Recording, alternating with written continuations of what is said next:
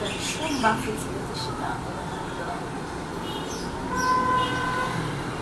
Je vais faire 4. Je vais faire l'idée qui me saute. Je vais faire l'idée qui me saute. Je vais faire sortir et si je saute, je vais faire 4 même ça m'a fait.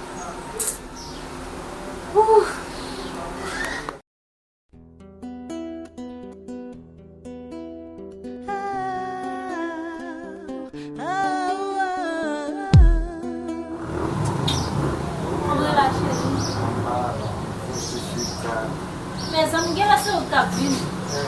Je suis dedans, je suis à la conceptrice. A chale sa apresiye ou pa pou gen kèroy chitan de?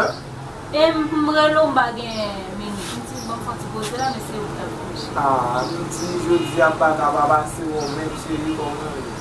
Chéri là. Vous trouvez ça chéri, et quoi? En pire. Ah, merci chouchou. Ou manje? Eu como chita com ça. Mwen depi mwen santi mwen. Eh bien, sou content chéri ou avancer sou moi. Deixando sa chéri ba sou, je t'aime déjà. Não vou achar responder. É bem tu chéri. E a coisa maryaj lá? Coisa maryaj lá. Oubliye sa net ou chéri? Oublier ça? Oui? Pour qui ça? Men chéri ou konen, mwen di ket bay ma fè, mwen di bay maryaj sa net. Oui. On va pas non chéri, on va pas vivre comme ça même.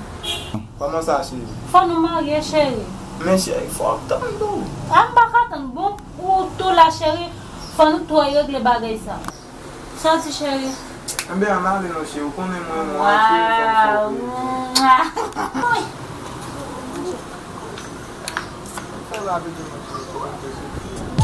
Ou kebe mem, ou kebe kam, jodi ap ka ekri l'amour. Merci ti chéri doudou.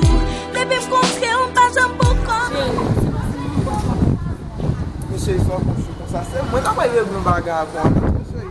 Parou d'akon, maryaj mette nou nan la vi. Merci. Ou sa fok? Yeah. Mwen baye maryaj mwen deja, pa an mwen sou kaba mwen kon mwen mwen la, sou baye maryaj mwen. Ah, de ce mariage. Ça veut dire que tu as même expliqué un peu de mariage. Ya, maryaj. Mariage, dans le lettre là, ça veut dire c'est deux boulots mariés. Ça veut dire souvent 2 0 à 66 et vous mariez. Ça veut dire vous mariez 66 par 2 0 et vous bon mariage dans le lettre. 66 par 2 0. Oui, c'est comme ça. Ok, ben marié 66 par 2 0 mwen, sorti chéri. C'est pas bon pour ma carte. Oh! Gade un coup de pique.